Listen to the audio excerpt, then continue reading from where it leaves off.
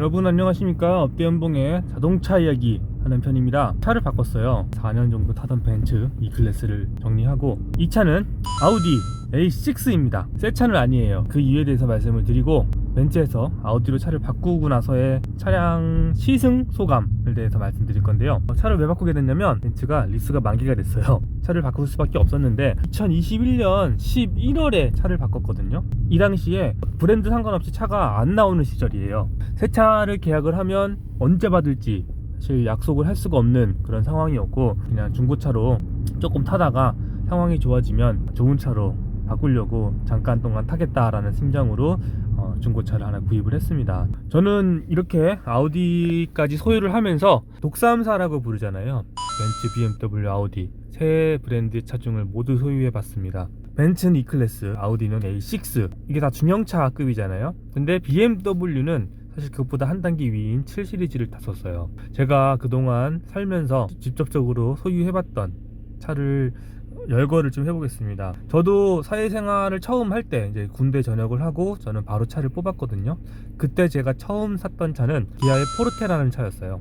포르테가 이제 지금 K3의 전신이 되는 모델인데, 지금은 기아 자동차 그러면 디자인 정말 예쁜, 지나갈 때마다 차 예쁘다 저거 뭐지 그러면 대부분 기아 차더라고요. 포르테라는 차종이 있을 때부터도 디자인 기아라는 철학으로 아우디의 수석 디자이너였던 피터 슈라이어를 영입을 하고 디자인적으로 매우 뛰어나게 발전을 한 회사가 되었죠. 그때 첫 차를 뽑을 때 물론 예산도 없었거니와 대부분의 사람들은 아반떼를 선택하던 시절이었습니다. 아반떼는 너무 못생겨가지고 포르테를 뽑았어요. 근데 포르테 참 잘 타고 다녔습니다. 막 군대를 전역한 사회 초년생으로서 정말 열심히 전국을 누비면서 살았거든요. 그렇게 한 2년 정도 탔나? 첫 수입차로 넘어가게 됩니다. 첫 수입차는 저는 미니였어요. 미니 컨트레이맨을 샀거든요. 미니의 핸들을 잡고 나서 정말 신세계를 경험했습니다. 와, 왜 사람들이 BMW 이렇게 하는지 그때 처음 알겠더라고요. 대부분 아시죠? 미니는 BMW 산하에 있는 하나의 브랜드라는 걸. 어느 정도 많은 기술들을 공유하거든요. 물론 진짜 BMW랑은 조금 다르지만 미니도 운전하는 재미가 있는 브랜드입니다. 저는 이제 미니를 소유하고 나서부터 고속도로보다는 국도를 타는 걸 너무 즐겼어요. 왜냐면 제가 샀던 모델은 미니 컨트리맨 중에서도 기본형이었거든요. 그렇게 뭐 제로백이라든가 뭐 실질적인 스펙상 마력 이런 게 다 높지 않아요. 그럼에도 불구하고 그 핸들을 잡아가지고 코너를 돌거나 감성과 재미, 정말 아직도 잊을 수가 없습니다.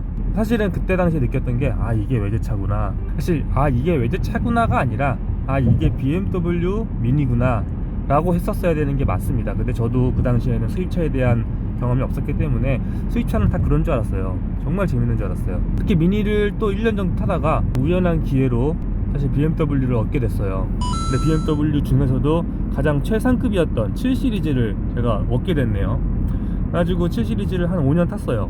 그러다 보니 저는 사실 BMW에서 가장 재밌는 차는 3시리즈 중에서도 이제 M3가 제일 사실 BMW를 느낄 수 있는 가장 최적화된 차량이라고 이렇게 알고 있는데, 저는 사실 3시리즈, 5시리즈 다 제끼고 7시리즈를 제일 먼저 경험하게 됩니다. BMW의 그 특유의 스포티함은 7시리즈에도 녹아있지만 그래도 대형 세단이에요. 그래서 많이 푹신푹신합니다.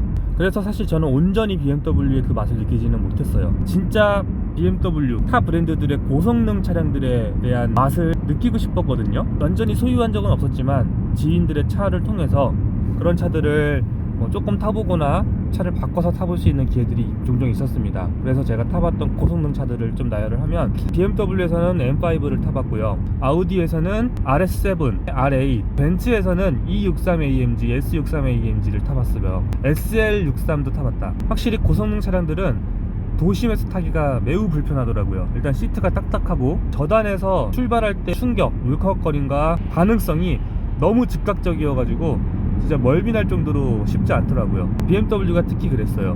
그래서 저는 M5는 사람들이 BMW M이 최고니 뭐니 했는데 개인적인 성향입니다. M5가 나쁘다는 소리가 아니에요. 저는 그냥 매일매일 도심에서 타는데 도심에서 탈 만한 차가 전혀 아니라는 걸 알고 고성능 차를 추종했지만 나의 어떤 라이프 스타일하고 맞지 않는구나 라는 걸 느꼈습니다.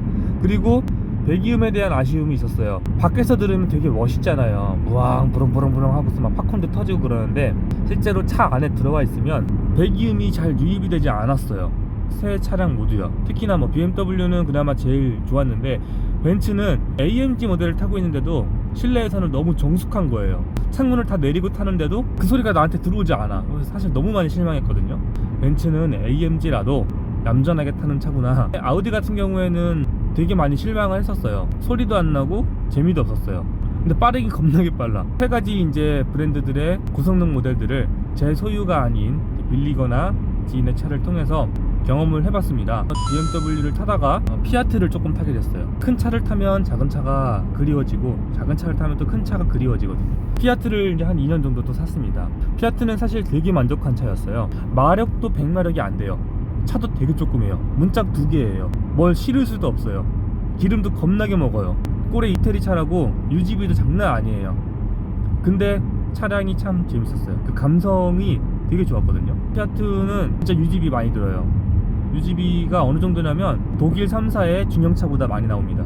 피아트 고작 2천만원대 차거든요. 근데도 유지비가 그렇게 많이 나와요. 일단 기본적으로 소모품 경정비에 대한 워런티가 전혀 없고요. 새 차를 샀을 때부터 경정비에 들어가는 모든 비용은 자기가 부담해야 됩니다. 부품이 하나 고장나면 일단 국내에 없는 경우들이 많고요. 워낙 차가 안 팔리다 보니까 규모의 경제로 부품을 단가를 맞추지 못하나 봐요. 국내에서 돌아다니는 피아트 부품들이 되게 비싸요. 피아트의 고질적인 문제였다고 하더라고요. 저도 그걸 당했는데 뒤트렁크 여는 힌지가 고장나는 경우들이 많아요. 그래서 그 힌지 교체하는데 그때 50만원이 넘게 나왔어요. 근데 심지어 국내 부품도 없어가지고 센터에서 그러더라고요.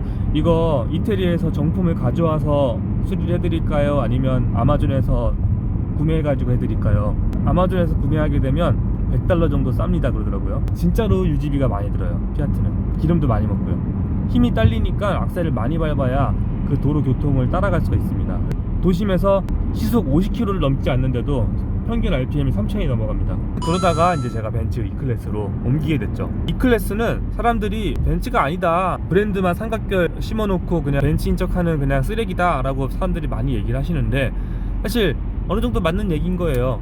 근데 다시 생각해보면 6천만원짜리 차에서 뭘 바랍니까? 원래 옛날에 벤츠, BMW, 아우디는요 중형차급, E클래스급의 차들은 한국에서 1억이 넘는 차였어요. 20년 전에는. 근데 지금 20년이 지났는데 물가 상승을 감안해서도 1억이 안 돼요.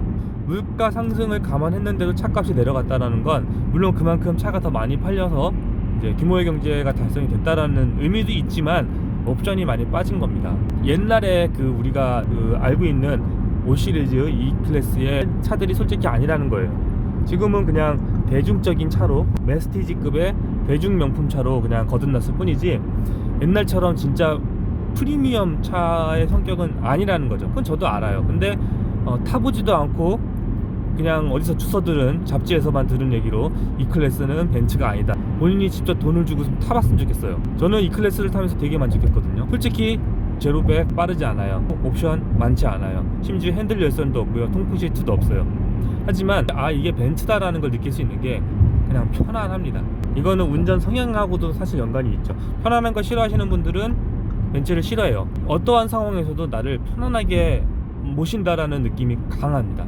그리고 어떤 그런 인터페이스가 처음에는 잘 못 느끼지만 그 차를 오랫동안 타다 보면 이게 그냥 막 아무데나 배치해 놓은 게 아니구나, 다 생각을 해서 만들었구나 라는 걸 가장 잘 느낄 수 있는 브랜드가 사실 벤츠거든요. 정말 저는 만족을 했어요. 다음 차로 또 벤츠로 타고 싶다 라는 생각을 할 정도로 벤츠만 타도 충분할 것 같거든요. 근데 사람들이 그렇잖아요. 나이를 먹고 또 어느 정도 사회에서 경제적으로 올라오게 되면 벤츠보다도 더 상위 브랜드, 이미지상으로 더 고급 브랜드라고 느껴지는 차들을 타고 싶은 욕망이 생깁니다. 아쉽게도 아직은 그 이상의 등급으로는 못 넘어가고 있는 중이고요. 계속 독삼사에서만 맴돌고 있습니다. 그러다가 리스가 만기가 되고 반도체 이슈로 차량 출고가 지연되는 이 틈에 제가 마침 차를 바꿔야 되는 시기가 와서 고민을 하다가 중고차를 타보기로 했습니다. 미니 JCW를 이번에 한번 타볼까 했는데 분명히 운전은 재밌을지 몰라도 차가 조금해서 불편할 거야. 그냥 중형차 타자 라는 마음에 A6를 골랐습니다. 그래서 이 차를 탔는데요. 한 달 정도 된 거예요. 지금 도로를 보시면 눈이 많이 쌓여 있죠. 폭설이 온 다음 날이거든요. 이제 한 달 정도 타보고 차에 대한 소감을 말씀을 드리려고 하는데, 첫 번째, 독3사 중에 가장 쓰레기입니다. BMW의 스포티한 느낌도 없고요, 벤츠의 안락함도 없어요. 그 중간 어중간한 느낌이에요. 조금 더 과격하게 얘기하면 현대차 같아요. 핸들도 가볍고요. 매우 실망했습니다. 그냥 JCW 살 걸 하는 지금 약간 생각들이 들고 있어요. 차를 살 때 이런 생각들이 들면 안 되는데, 장점은 있어요. 일단 연비가 좋아요. 이거 디젤이거든요. 연비가 좋습니다. 저도 이 클래스 탈 때 연비가 상당히 좋아서 만족을 했거든요. 근데 이 차도 그거에 못지않게 좋습니다. 그러니까 재원상 제로백은 이 클래스나 A6나 크게 차이가 없어요. 근데 제가 이 안에서 타고 있을 때 가속감이라든가 느낌은 얘가 훨씬 더 빠른 느낌이 듭니다. 그거는 이제 차량 세팅에 따라 달라지는 건데, 그런 느낌은 BMW가 가장 좋고요. 벤츠보다는 아우디가 또 그런 부분에서는 우위에 있네요. 벤츠보다는 조금 더 재밌게 탈 수 있긴 한데, 그 재미라는 게 BMW라는 차를 제가 타봤잖아요. 그 차량이랑 비교했을 때는 이 차는 재미가 하나도 없어요. 그냥 어중간한 차예요. 아무튼 이렇게 저는 차를 바꿨습니다. 그래서 이제 한동안 얼마 될지 모르겠어요. 이 차는 새 차도 아니고 리스도 아니기 때문에 제가 그냥 타고 싶은 만큼만 타면 돼요. 얼마 될지 모르겠지만 이제 새로운 차인 아우디 A6와 함께 즐거운 일상을 저와 함께 보낼 녀석입니다. 이 차는 중고차이기 때문에 아마 경정비를 할 그런 날들이 많을 거예요. 제가 이 클래스에서 보여주지 못했던 수입차를 타면 유지비가 얼마나 나올까 라는 거를 아마 이 차를 통해서 더 많이 알려드릴 수 있을 것 같습니다. 지금 벌써부터 요소수 바꾸라고 떴거든요. 요소수와 관련된 이슈는 제가 또 있어요. 그래서 나중에 요소수 교환할 때 그 이슈에 대해서 말씀을 드릴게요. 자, 그러면은 많이 기대해 주시고요. 차량에 대해서 사실 저도 되게 많이 좋아하는 사람인데, 막상 유튜브를 하면서도 자동차에 대한 얘기를 잘 못하고 있어요.